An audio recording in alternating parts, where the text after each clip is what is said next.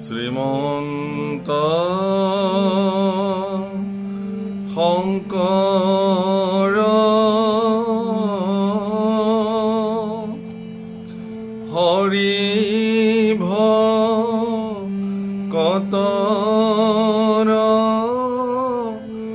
জানা যেন কল্প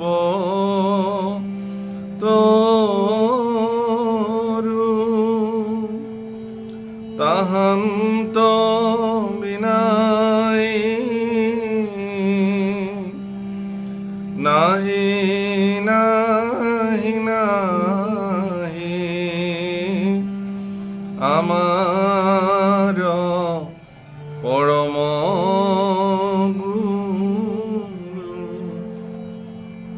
ৰাম আমাৰ পৰম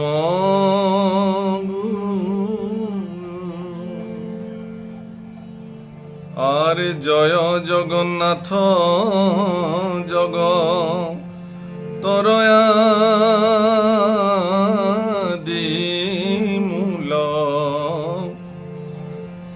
যাহা কস্মৰণে হই পাতে নিৰ্মূল ৰাম যাৰ নাম নাৱে কৰে সংসাৰ পাৰ হেনয় কৃষ্ণ কোটি কোটি নমস্কাৰ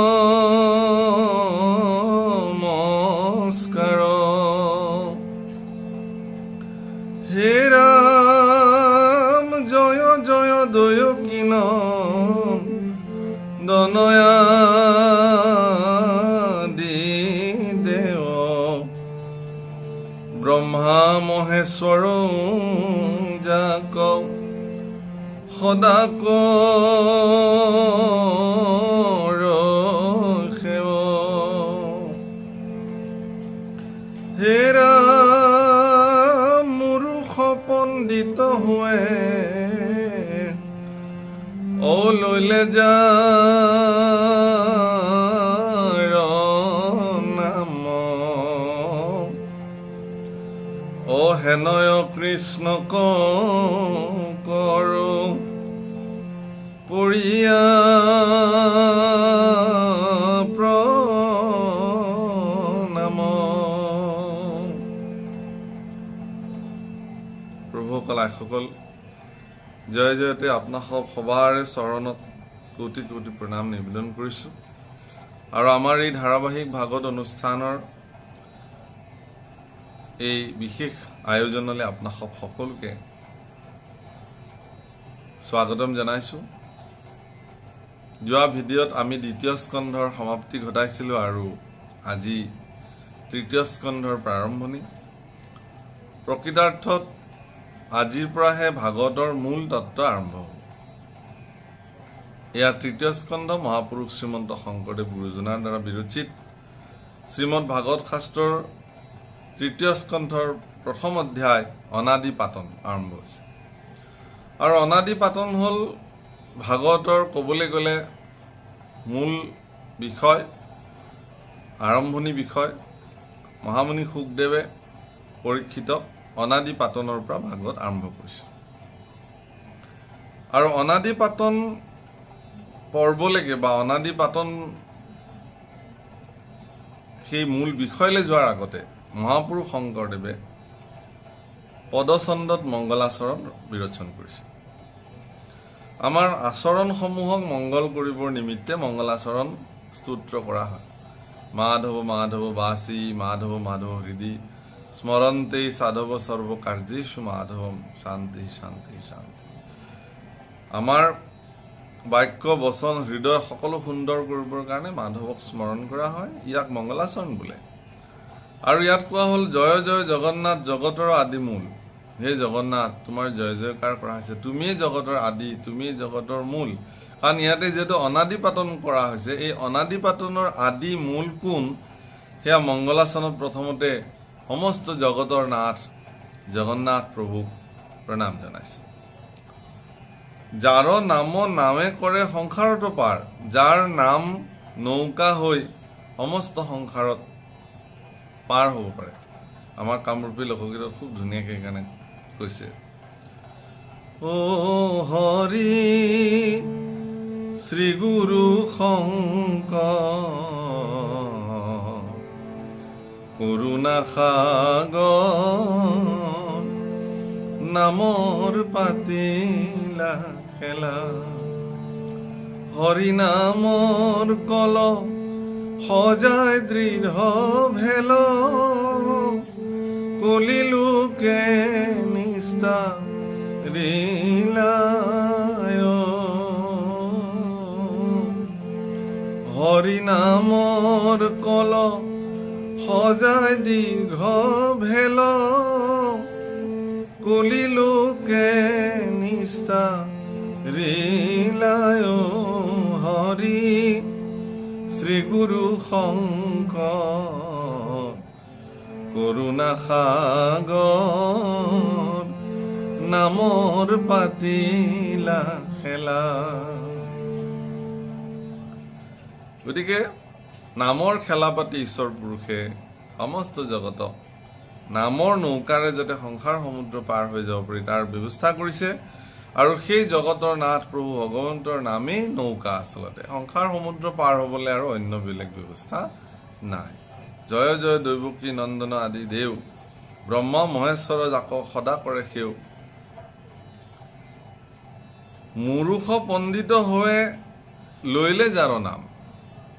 মূৰ্খ সকলো পণ্ডিত হয়, যাৰ নাম ল'লে সেইজন কৃষ্ণৰ চৰণত পৰি প্ৰণাম জনাইছে। আৰু কোটি কোটি প্ৰণাম নিবেদন কৰি মহাপুৰুষে কৃষ্ণ পুৰুষৰ নামকে নৌকা বুলি কৈছে। ভাগৱত সমুদ্ৰত প্ৰৱেশ কৰিলে নাম নৌকাৰেই ভাগৱত সমুদ্ৰত প্ৰৱেশ কৰিব লাগিব।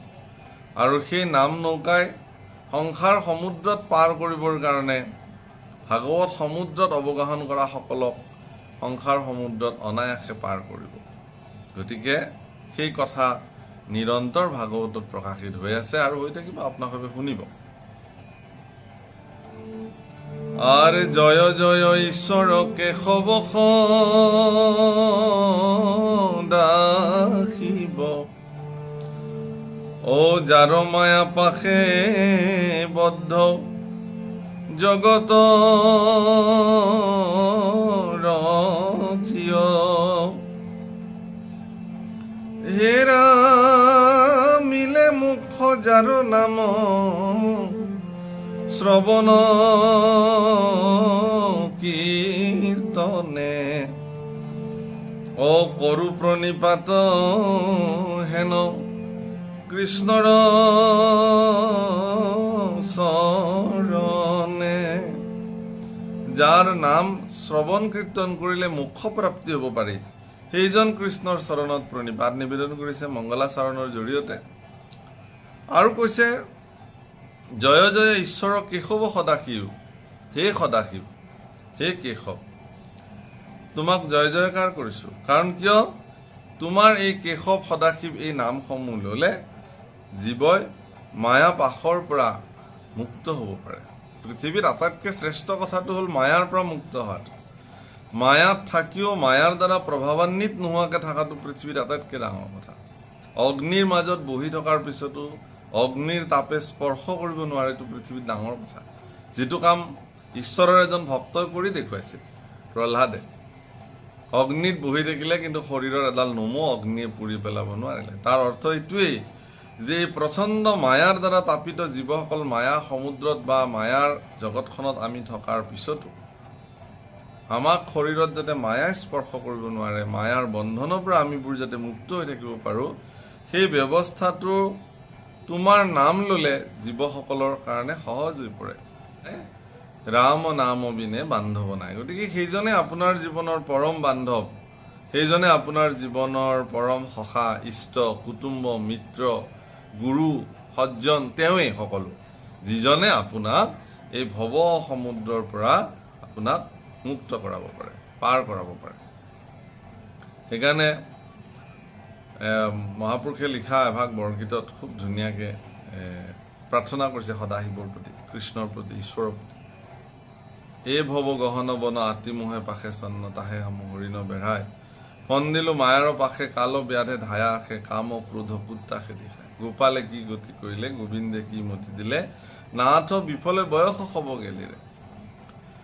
শেষৰ এটা পংক্তিত কৈছে যে লোভ মোহ দুহ বাগ সততে নচাৰে লাগ ৰাখো ৰাখো সেই সদাশিৱ। গতিকে জগতৰ বন্ধনৰ পৰা মুক্ত হ'বৰ কাৰণে, মায়া পাশৰ পৰা মুক্ত হ'ব কাৰণে হে কেশৱ, হে সদাশিৱ, তোমাৰ জয় জয়কাৰ কৰিব লাগিব ভক্তসকলে, অন্যথা গতি নাই। আৰ নমো দামোদৰ দেও জগত কারণ ও ভকত অভয় দাতা সত্য সনাতন হে রাম যাহার মায়াত হুয়ে সৃষ্টি স্থিতি লয় হেন কৃষ্ণ চরণে রসিব পদসই।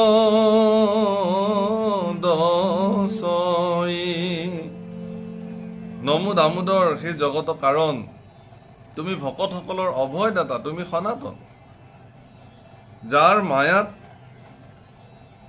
সৃষ্টি স্থিতি লয় সকলো হয়, যিজনৰ ইচ্ছাত সমস্ত বিশ্ব ব্ৰহ্মাণ্ড পৰিচালিত হয়। গতিকে সেইজন কৃষ্ণৰ চৰণতে প্ৰণিপাত জনাই তোমাৰে এই মহাভাগৱতৰ পদসমূহ ৰচনা কৰিবৰ কাৰণে মই আগবাঢ়িছোঁ। এইবুলি গুৰুজনাই ঈশ্বৰ কৃষ্ণৰ চৰণত তেওঁৰ ৰচনাখিনিৰ সম্ভাৱ্য যিখিনি কৰ্ম সেইখিনি ভগৱানৰ চৰণত অৰ্পণ কৰিছে। আৰ কৃষ্ণ পদ পঙ্কজক ধৰি হৃদয়ত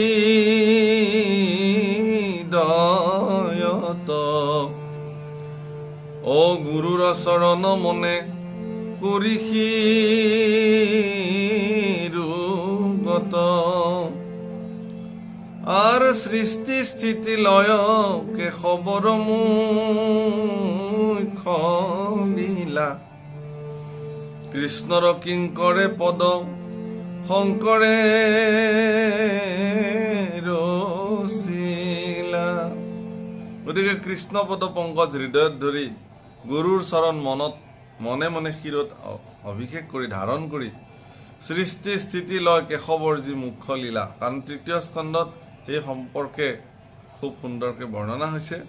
গতিকে সেয়া কৃষ্ণৰ কিংকৰ শংকৰে ৰচিবৰ কাৰণে আৰম্ভ কৰিছে।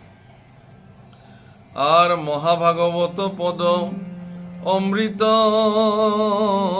সাক্ষাৎ আৰ বামন পুৰাণ কিছু মিশ্ৰ দিলো তাত। গতিকে শ্ৰীমদ ভাগৱতৰ যি অমৃত কথা সাক্ষাৎ এই কথাটো ইয়াত আছে। গতিকে তৃতীয় স্কন্ধৰ অনাদিপাতন লিখিবৰ কাৰণে বা ৰচিবৰ কাৰণে বামন পুৰাণৰো কিছু তথ্য মহাপুৰুষ শংকৰদেৱে ইয়াত সংমিশ্ৰণ দিয়া বুলি উল্লেখ কৰিছে। অৰ্থাৎ তৃতীয় স্কন্ধৰ যি অনাদিপাতন সৃষ্টিতত্ত্ব ভাগৱতৰ ইয়াক আপোনাসৱৰ সন্মুখত স্পষ্ট কৰিবৰ কাৰণে বামন পুৰাণৰ পৰাও কিছু তথ্য সংলগ্ন কৰা হৈছে। হেৰা দুয়ো কথা নিবন্ধিল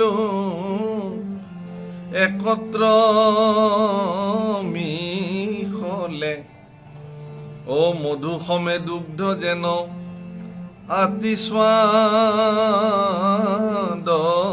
বলে। গতিকে ভাগৱত মহাপুৰাণৰ লগত বামন পুৰাণৰো কিছু তথ্য আনি মিহল কৰি পেলাই আপোনালোকৰ কাৰণে দিয়া হ'ল। যেনেকে গাখীৰৰ লগত যদি এক চামুচ মৌ মিহলাই পেলাই খোৱা হয় তেতিয়াহ'লে তাৰ সোৱাদ দুগুণে বৃদ্ধি হোৱাৰ নিচিনাকে তাৰ সোৱাদ যেনেকে বহু বাঢ়ি যায়, গতিকে তেনেকুৱা কথা হ'ল আৰু গাখীৰত যেন মধু অকণমান মিলাই দিয়া হ'ল। হে ৰাম শুনা সাৱধানে মনে যত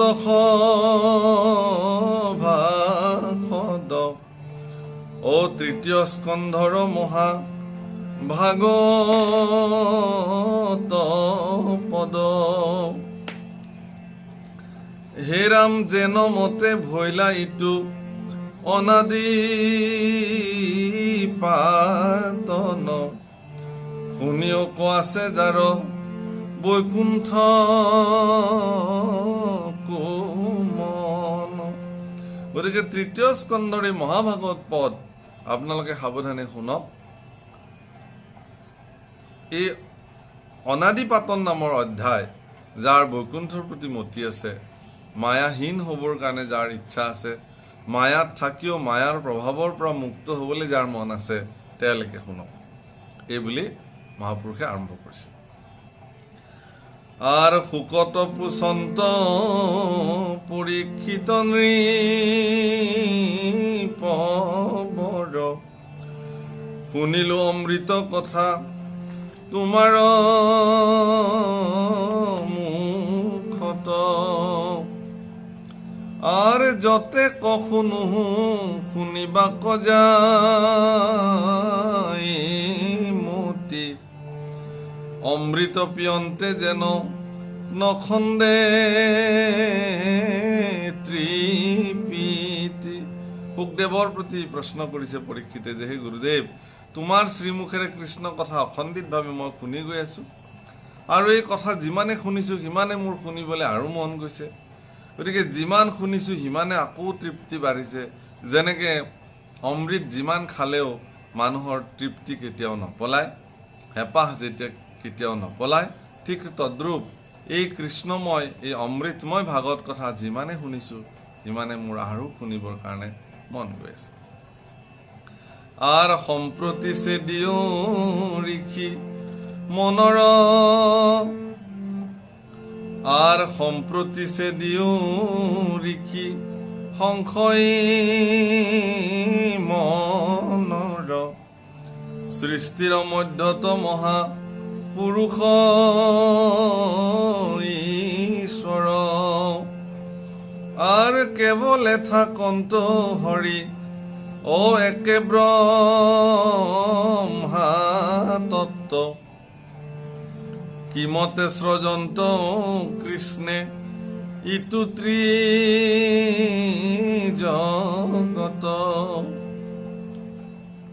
আৰ কেৱলে থাকন্ত হৰি ও একে ব্ৰহ্ম তত্ত্ব কিমতে সৃজন্ত কৃষ্ণে ইটো ত্ৰিজগত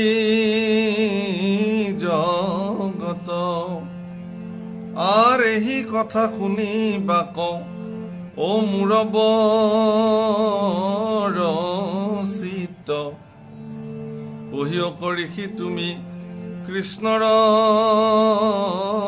চৰিত্ৰ আৰ যিমতে সৃজন্ত ইটো অনাদি পাতন ও যেন মতে সৃজা ব্ৰহ্মা আদি দেৱগণ। গতিকে সেই ঋষিবৰ তেওঁ অকলে থাকে পৰম ব্ৰহ্ম তত্ত্ব হৈ, চব কোনো নাথাকে প্ৰলয়ৰ পিছত। অকলে থকা প্ৰভু ভগৱন্তই কেনেকৈ এই ত্ৰিজগত তেওঁ সৃষ্টি কৰে, এই কথাবোৰ শুনিবৰ কাৰণে মোৰ বহুত চিত্ত উত্ৰাৱল হৈ আছে। হে ঋষি, তুমি মোক এই কৃষ্ণৰ চৰিত্ৰ অৱগত কৰোৱা। যিমতে সৃজন্ত ইটো অনাদি পাতন যেনমতে স্ৰজা ব্ৰহ্মা আদি দেৱগণ। অনাদি পাতন শব্দৰ অৰ্থ মই আগৰ পৰৱৰ্তী ভিডিঅ'ত ব্যাখ্যা কৰিম, কাৰণ কিছু বৃষ্টিত ব্যাখ্যা হ'ব। অৰ্থাৎ এক কথা জানি থওক যে সৃষ্টিৰ পৰা শেষলৈকে আৰু শেষৰ পৰা সৃষ্টিলৈকে এই গোটেই পৰিক্ৰমাটোক অনাদি পাতন বোলে মূলত। যে গতিকে অৰ্থাৎ আদিৰো আগত আৰু অন্তৰো শেষত, তাৰ পৰা আৰম্ভ কৰি সেই সম্পূৰ্ণ চক্ৰটোৰ নামে অনাদি পাতন। গতিকে সৃষ্টিৰাজিৰ সমস্ত পৰিঘটনা প্ৰভু ভগৱন্তৰ দ্বাৰা কেনেকৈ সৃষ্টি হয় সেই কথাবিলাক মোৰ জানিবলৈ মন গৈছে। কেনেকৈ তেওঁ ব্ৰহ্মা আদি দেৱগণ সৃষ্টি কৰিলে, কেনেকৈ তেওঁ অন্যান্যসমূহ সৃষ্টি কৰিছে, ইয়াত সুধিব তেওঁ। আৰ যেন মতে সাত স্বৰ্গ কৰন্ত নিৰ্মাণ ও যেন মতে সৃজন্ত পাতাল সাতো খান এৰাম সপ্ত দীপা বসুমতী শপত সাগৰ ও জিমতে সৃজন্ত নদ নদী সৰোবৰ আমিও ভাবি নাপাওঁ আৰু এই প্ৰশ্ন পৰীক্ষিতৰো এই নদীবোৰ কেনেকে হ'ল সমুদ্ৰবোৰ কেনেকে হ'ল পৰ্বতবিলাক কেনেকে হ'ল গছ গছনি চৰাই চিৰিকটি সপ্ত স্বৰ্গ সপ্ত পাতাল সপ্ত বৈকুণ্ঠ সকলোবিলাক কেনেকে ঈশ্বৰ পুৰুষে এইবোৰ নিৰ্মাণ কৰিলে কি সূত্ৰৰে কেনেকে এই কথাবিলাক মোৰ জানিবলৈ মন গৈছে হে ৰাম পশু পক্ষী বৃক্ষলতা চৰাচৰ যত কিমতে স্বজন্ত মেৰু মন্দৰ পৰ্বত ও যেন মতে ব্ৰহ্মাণ্ডক কৰন্ত নিৰ্মাণ কহিও সাক্ষাতে তুমি ঋষি সৰ্বজান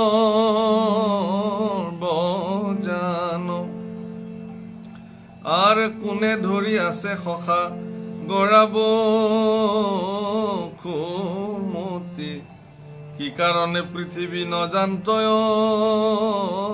ধুগতি পৃথিৱীখনক কোনে ধৰি আছে কি কাৰণত পৃথিৱীখন তললৈ যোৱা নাই কলৈকো যোৱা নাই কিয় পৃথিৱীখনে নিজৰ স্থিতিত কেনেকে আছে এইবোৰ কথা মানে এজন অবুধ সোৱালবিলাকে শিশুবিলাকে যেনেকে আমাক কিছুমান কথা সুধি থাকে যে গছডাল কেনেকে হ'ল পাতবোৰ কোনে তাতে বনালে আমি যিবোৰ প্ৰশ্নৰ তেওঁলোকক সমাধান দিবই নোৱাৰো তেনেকুৱা অবুধ হৈ গৈছে যেন একো নাজানে সৰু ল'ৰা ছোৱালীৰ নিচিনাকে পৰীক্ষিতে সকলো কথা যেন গুৰুদেৱৰ পৰা জানিবলৈ ইচ্ছা কৰিছে তেওঁ এনেকুৱাকে সুধিছে পৃথিৱীখন কোনে ধৰি আছে কিয় পৃথিৱীখন এনেকে উপঙি আছে কিয় তললৈ যোৱা নাই কিয় বেলেগলৈ যোৱা নাই এইবোৰো তেওঁক লাগে এতিয়া কাৰণ এই কথাবিলাক যিমানে অবুধ সোৱালৰ নিচিনা অবুধ শিশুৰ নিচিনাকে সুধিব সিমানে গুৰু তেওঁক তত্ত্ব কথা ক'ব কৃষ্ণ তত্ত্ব ক'ব আৰু সেইকাৰণে তেওঁ এইবোৰ কথা সুধিছে গতিকে তেওঁ আকৌ কৈছে আৰ কিবা হেতু লৰে ইটো পৃথিৱী মণ্ডল সেদিও কৰিখি তুমি সংশয় সকল হে ৰাম শুকমুনি বুলন্ত